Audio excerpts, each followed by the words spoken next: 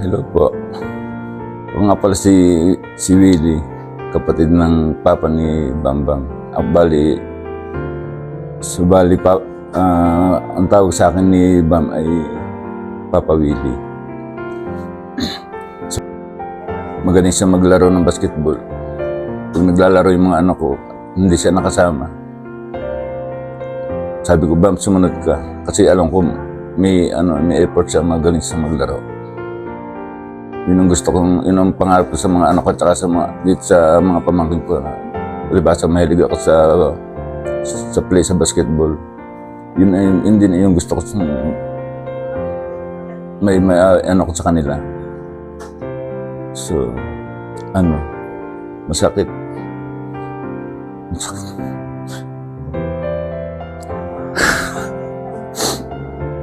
Kasi, bigla na lang siyang nung gabi na, yung last night na magkasama kami, di ko alam na yun na pala yung huli. Masaya kaming magkasama nung gabing yun. At nanood kami ng laro ng basketball sa PBA. Tuwan-tuwa kami pareho at tsaka yung mga pinsan niya kasi yung aming iniidolo ay nanalo. Kaya nung gabing yun, halos aper at saka nagtalo ng kami sa saya. Sobrang saya. Yung pala, oras na lang pala ang hinihintay ng huling sandali niya. Kaya pala nung gabi yun ay masaya. Sobrang saya. Kaya hindi ko makakalimutan yung niya. Sobrang bait. Kaya, Bam, kung ikaw nang bahala sa papa mo malayo. Palakasin mo ang loob. At nahirap nag-iisa siya doon sa ibang bansa. Kaya tulungan mong maging matatag ang loob niya. At nag-iisa siya doon sa malayo siya, nag-iisa siya, wala siyang ibang makakapagpalubag ng loob. Kaya kung saan ka man, ikaw nang bahala sa papa mo. Mahal na mahal din namin ang papa mo. Tsaka kayo magkakapatid. Kayong ako ay tinuturing ko kayong anak siyempre kasi kayo ang malapit sa akin. Na alam ko naman ako ay tinuturing yung papa at wala kasi yung malayo ang papa mo. Kaya kung saan ka man naroroon, paalam na lang.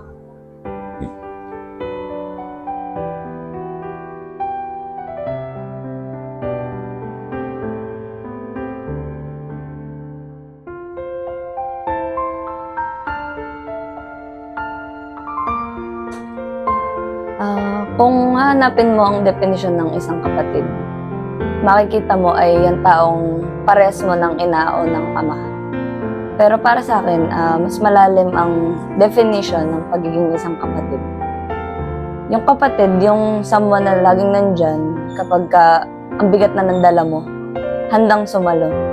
Tapos yung kapatid din, yung someone na hindi ka iiwan kahit tinalikuran ka na ng buong mundo. Yung isa ring kapatid, handa kang pasayahin kahit siya mismo may dinadala sa kanyang puso. At para sa akin, at para nga kay Bam, kami magkakapatid. Hindi kami parehas ng ina, ng ama, dahil magpipinsan niya kami, pero iisa lang yung bond na nabuo between me, my brother, and kay Bam. Kaya, hindi ko man alam kung anong plano ni Lord para sa'yo, Bam. Nagpapasalamat pa rin ako na pinahiram ka niya sa amin kahit sa napakaikling panahon. Ayun, tapos sorry sa mga panahon na hindi ko na yung pagyayama ng McDo kasi sobrang busy. Pero ayan, ngayon may McDo ka na. Tapos enjoyin mo lahat ng yung McDo kaya mo dyan. Kasi walang bayad yan kaysa dito nauubos sa pera natin. Yun lang. Sa ngayong pamamaalam, sobrang sakit niyan. Pero alam kong magkikita ulit tayo sa kabilang dako. Mahal na mahal ka ng pamilya namin, Bam, at forever kang parte ng Mina family.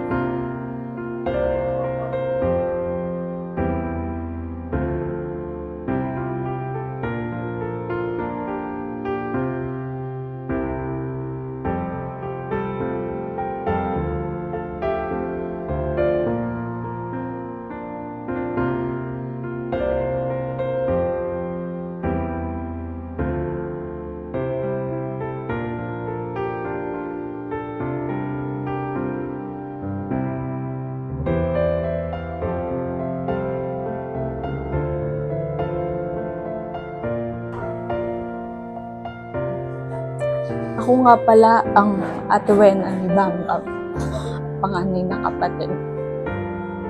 Si Bam, at the start, talagang baby namin yan. Lahat ng gusto, bigay. Kasi kahit sa akin, ganun din sila papa. Di lalo na yan, nag-iisang lalaki, bunso. Kaya talaga simula nung baby na namin yan. Natawag ko dyan, Be, Bam. Minsan niya, Barbie pa eh. Pag pinagtitripan ko lang siya, kaya nagugulat minsan. Sabi, sinong Barbie? Eh di si Bam. Ganon kasi kami nun eh. Para kaming frenemy minsan. Lagi kaming magkasundo. Same kami ng trip. Pero at the same time, lagi kami magkaaway. Kahit simpleng bagay man lang yan. Kung anong gusto namin ulam. Kahit pwesto lang yan. Uupuan. Ako nauna dyan. Ako dyan. Yung pati, minsan, ako unang liligo. Ako dyan. Agawa ng motor. Lagi kami, basta lahat ng bagay, lagi kami mag-aagawanan. Pero at the end of the day, lagi pa rin kami magkasundunan. Titripin namin si mama, lagi kami magkasundo. Kami magkasabwat. Lahat ng kalokohanan, kami din yung magkakasama. Natuto yan mag-inom. Kasi kami, mga nagiinom kami na nun eh.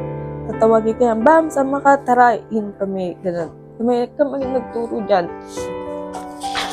Kami ang promotor, kami tuturuan. Pero, at the same time, mag-aaway talaga kami nan. Kaya talaga, para kami magkaibigang, lagi lang din magkaaway. Tapos, sabi ko na lang, Bam, thank you sa lahat. Kasi kahit lagi tayong magkaaway, alam ko, nandiyan ka pa rin. Nakasupport, nandiyan din ako para sa'yo. Basta, alam na yun, hindi ko sinasabi sa'yo, pero yung mga ginagawa ko, alam mo naman. Basta, Bam, thank you na lang sa lahat. Ikaw man yung baby namin noon ngayon. Ikaw na yung angel namin. Ikaw na bahala ka lang mawat kay Papa sa lalo si Papa, gabayan mo lalo siya doon. Kasi layo niya eh.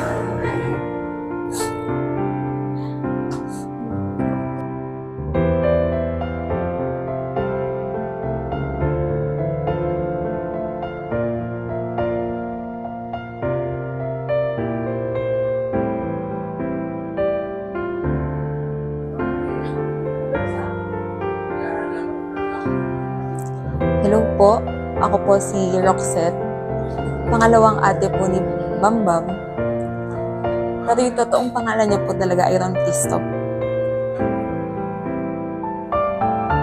Si Bam Bam, si Be ang tawag ko sa kanya.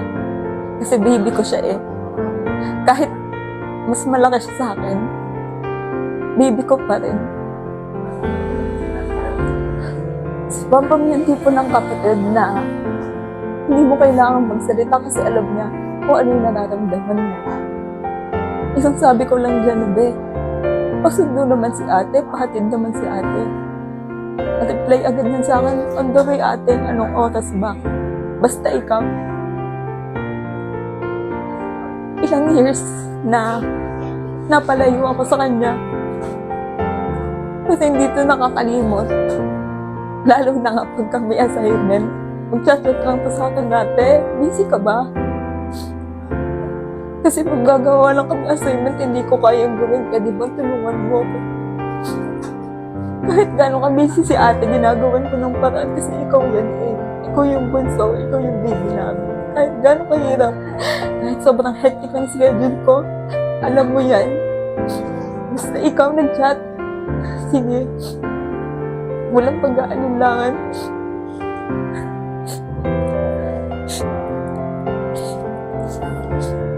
Minsan, nasasabihan kita, alam mo yan, nagpapakaate ako sa'yo kasi gusto ko mapabuti ka. Malayo sa atin si Papa, buong buhay na. Malayo sa atin. Kaya talagang gusto kong magpakaate sa'yo. Gusto ko pagdating ng panahon, maayos yung buhay na meron ka. Salamat. Kasi sa lahat ng pagkakataon na tinachat kita ng Be, pasundo. Oo, ate. Be, pasuyo naman ako ng ganito. Oo, ate. Hindi lang sa akin. Sa mga pinsan natin. Sa mga tiyuhin, sa tita, lola at lolo. Lalo sa mga tropa mo. Isang bambam lang. On the way ka na agad.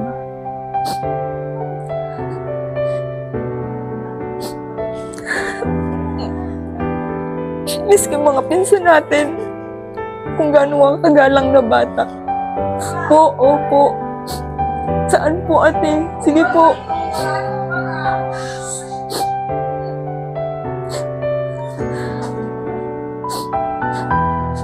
Mahirap. Kasi ikaw, ang galing-galing mo mag-surprise. Lagi ka nanggigitla. Pero itong gitla na to, mahirap. Pero magpapakatatag kami. Lalo na malayo si Papa. Kailangan kami ni Mama.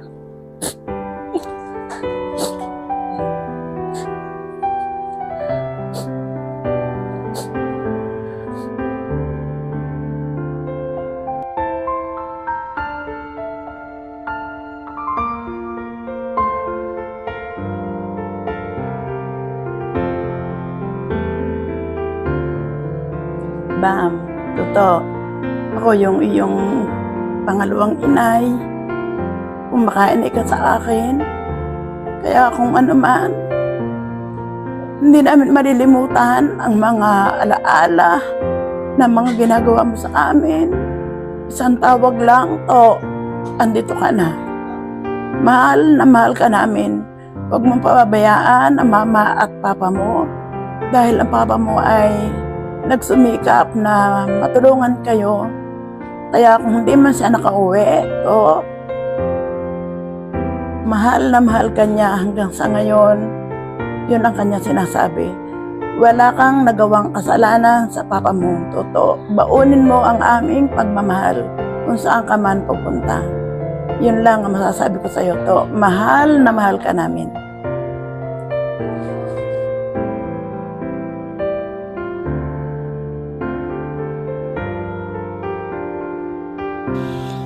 Isa pong mapagpalang araw sa ating lahat. Ako nga po pala ang tatay ni Ron Christoph na sa ngayon nandito sa ibang bansa. Sinasabi nga na isang OFW na sa ngayon ay sobra ang pagdadalamhati at pangungulila sa pamilya, lalo na sa nangyari sa aking anak na si Ron Christoph. Halos maubos na ang luha ko. Halos durog na ang puso ko nung mangyari sa kanya. Wala naman akong magawa dahil dala ng kalayuan.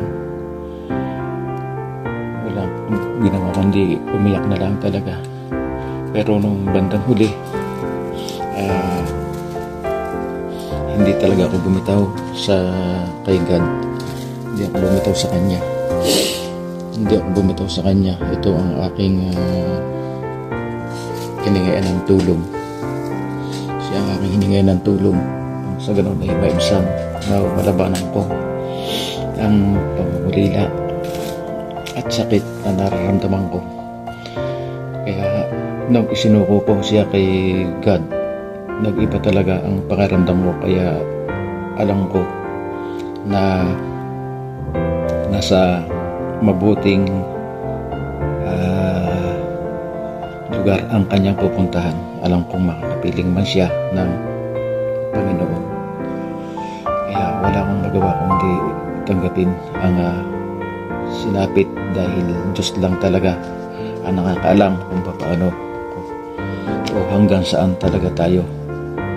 So, katulad ng nasabi ko, isa akong padre di pamilya na pumunta dito, naghangad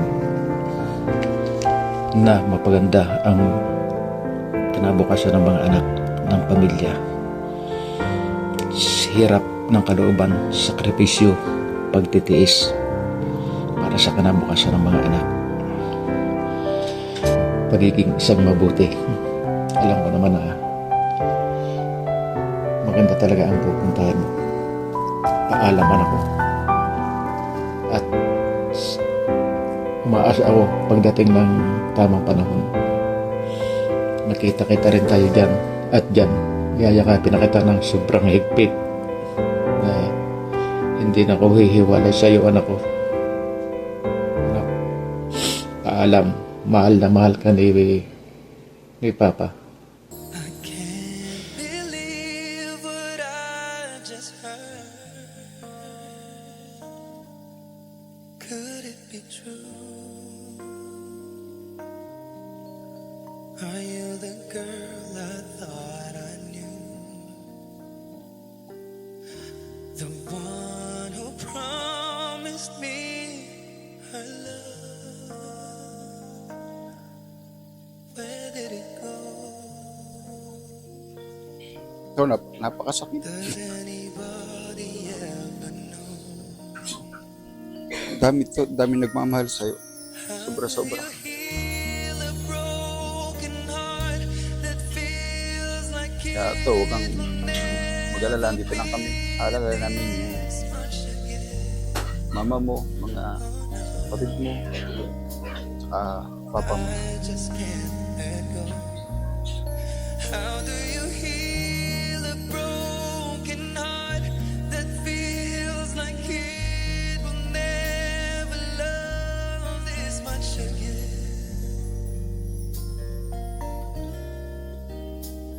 Tonight I'll hold what could be right. Tomorrow I'll pretend to let you go.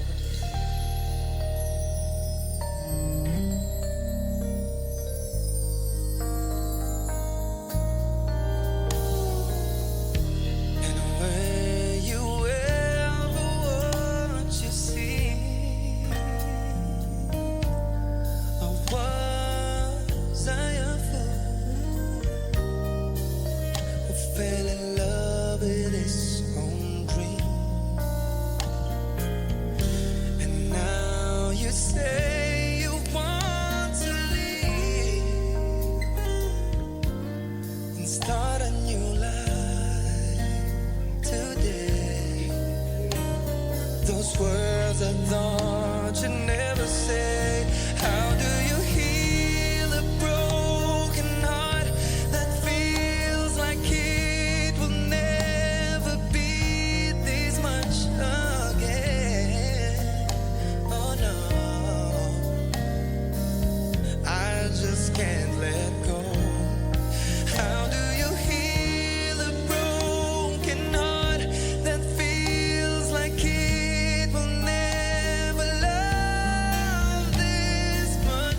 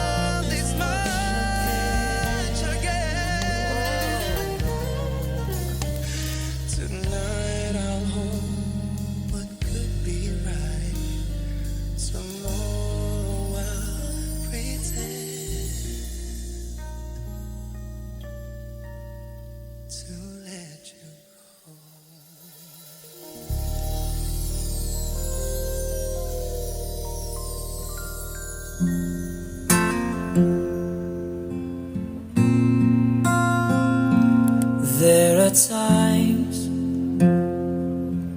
when I'm lying in my bed, hug my pillow and cry from the stupid games in my eyes.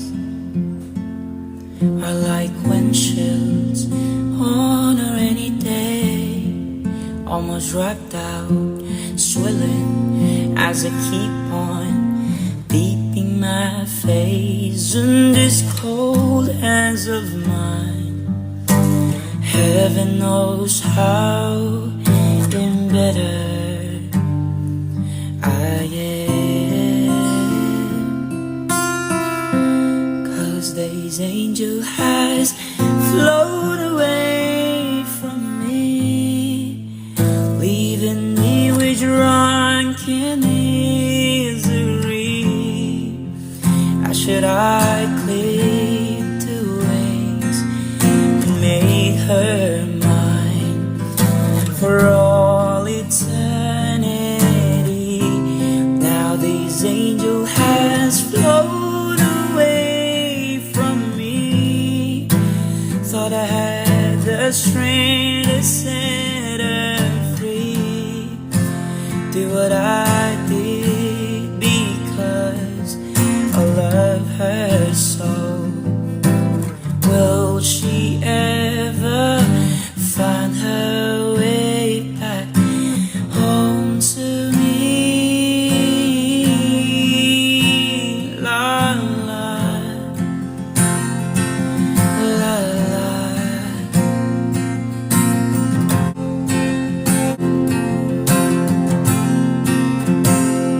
I'm so tired, feel like catching 40 wings, being up all night in this elbow room that puts me in a trance where hopes and dreams come true. Now my lips are burning and my eyes are hurting from these fumes that make still I light another cigarette just to pass my time. Heaven knows how embittered I am, 'cause this angel has flown away from me, leaving me with drunken misery.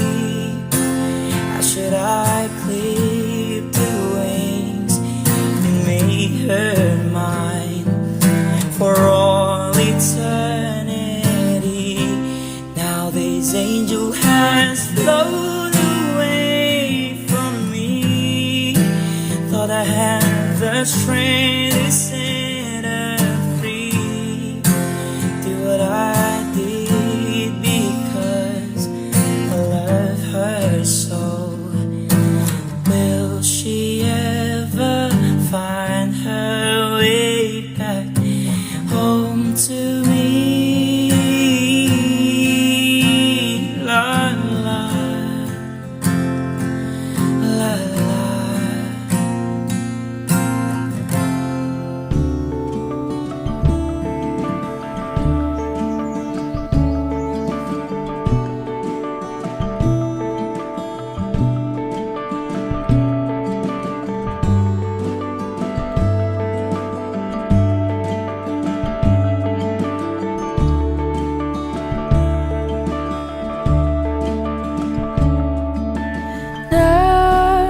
Nakatulong ba nung lumayo ako?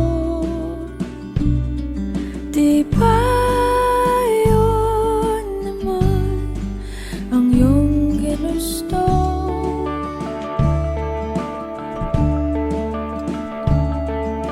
Simula pa noon, kahit hanggang ngayon, lahat ng daan ay babalik sa'yo.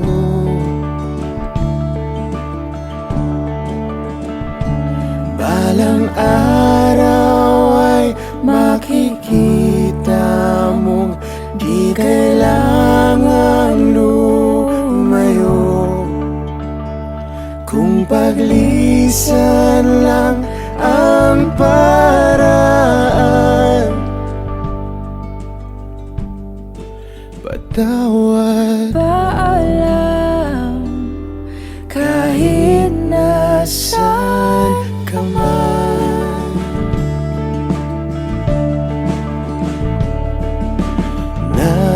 Nariyan pa ba ang pinangarap ko na aking tinalikuran para mabuo?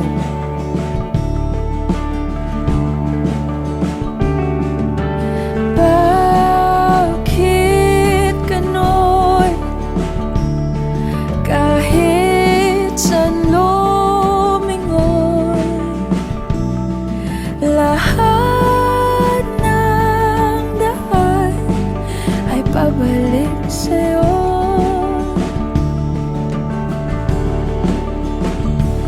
Balang araw ay makikita mong di kailangan lumayo, kung paglisan lang ang paraan. Patawad, paalam, kahit nasaan ka man.